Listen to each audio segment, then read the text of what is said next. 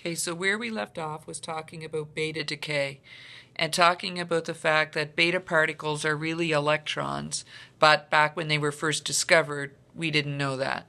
Okay, now what we do know is that, and what they did know then, were these beta particles were given off by nuclei that had a large number of neutrons compared to protons. Okay, they also could tell by, as they were coming off, that beta particles have a lot more, they come off with a lot more power, a lot more speed than alpha particles. An alpha particle, you can defend yourself with a sheet of paper. A beta particle, you would actually need a thin sheet of aluminum. Okay, now what's really going on? How can a nucleus emit an electron when it's a nucleus? Well, the key is in that it happens in nuclei that have a lot more neutrons than protons. So what's going on inside the nucleus is that a neutron is breaking down into a proton and an electron, right? If we do the numbers on the top, the mass number total is 1 and 1, and on the bottom it's 0 and 0. Now, as they studied this reaction, though, they realized there was something wrong because the conservation of momentum didn't hold, and they couldn't believe that that would be true. Like everywhere else in our universe, the conservation of momentum holds. So they were like, okay, it cannot be that this is not obeying the law of conservation of momentum.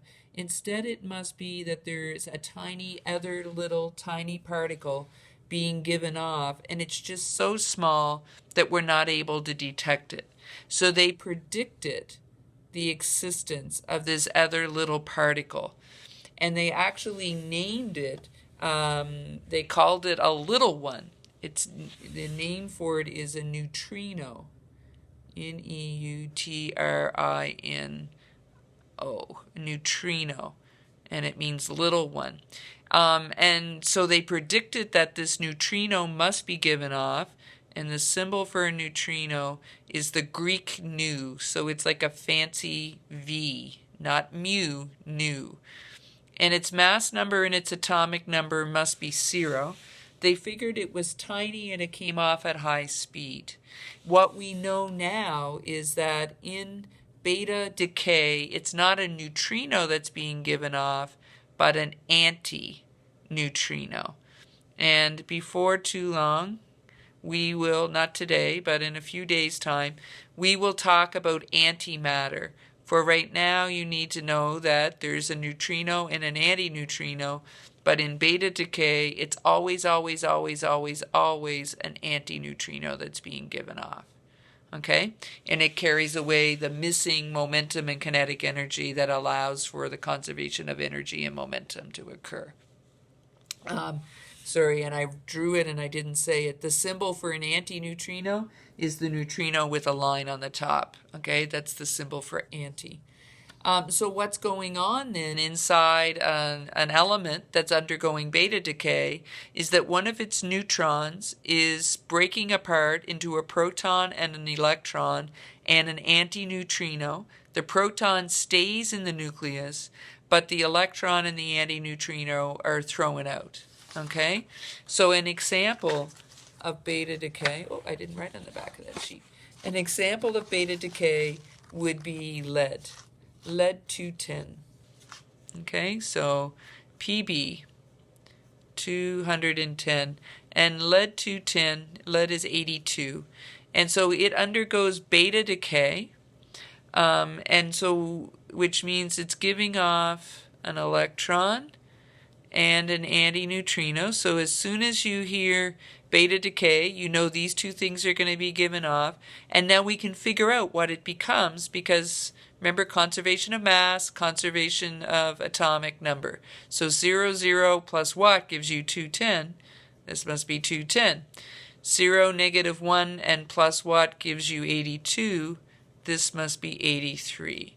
So when you look up in the periodic table, you will see this is bismuth. So lead, one of its neutrons breaks down to a proton, which is why the atomic number goes up.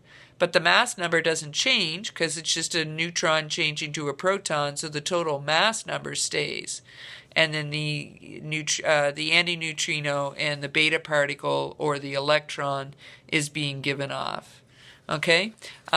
Just a little aside, you'll notice that back here I wrote my proton as 11p. Remember the other day I said to you, when they're inside the nucleus, we usually write them as 11p. When they're emitted, we would write it as 11h. But this one stays inside the nucleus, so I wrote it as a 11p.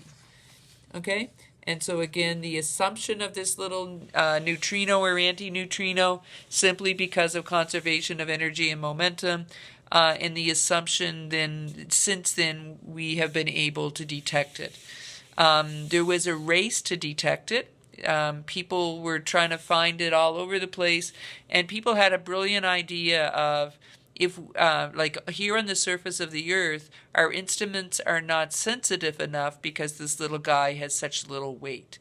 So they had a brilliant idea of building a laboratory deep within the Earth where the pull of gravity would be stronger, and then perhaps our instruments would be able to detect it. In Canada, we have a lab deep within the Earth in Sudbury, Ontario, in the bottom of a mine shaft. And it was built to try to detect the neutrino. We didn't win. We weren't the first ones to get it, but since then we were maybe second. It's called the Snow Lab, Sudbury Neutrino Observatory, Snow Lab. And at some point, if you're bored, you might want to Google it. It's really pretty cool. All right, the third type of radiation is called gamma radiation. Okay, or gamma decay. And a gamma ray is actually on the electromagnetic spectrum. This is the symbol for gamma. It's a fish standing on its nose. So be careful, right? When you draw them, make sure I can tell which one's which. This is like a fancy V, and this is a fish standing on its nose. So this one has more width to it. Okay? And it's total radiation. It has no mass. It has all energy. Okay? And it's often given off from a nucleus after another type of decay. Lots of times after alpha decay or beta decay, the nucleus is really excited and it has to get rid of some of the energy. Just kind of imagine, right? Like you're a nucleus, you've thrown out this alpha particle, and now you're all excited that it's gone. Everybody's giving high fives, and the moderator is like, okay, you need to calm down here. So they take some of your energy and they toss it away. Gamma radiation is high energy. Remember, alpha particles could be stopped by a piece of paper, beta particles by a thin sheet of aluminum. Gamma radiation has really deep penetrating power. It is much more dangerous, okay? And it's given off as the neutrons and the protons fall back down from higher energy levels to lower energy levels. Because of the 0 in its mass number and atomic number, the mass number and the atomic number of the element doesn't change, okay? There's one other thing I just want to draw your attention to because you'll need it as you do questions, and it's called the Uranium Disintegration series. So this is a uranium atom. It starts out as uranium-238, and every one of these little arrows is a decay. So the long arrow is an alpha particle, and then each of these little short ones is a beta particle. So uranium-238 is very radioactive, throws out an alpha particle, still not stable, throws out a beta particle, still not stable, another one, and it keeps going until finally it gets stable all the way down here at lead-208. Okay, so there will be a few questions on a multiple choice sheet that will ask about the uranium disintegration series, so I included it in your notes. Okay.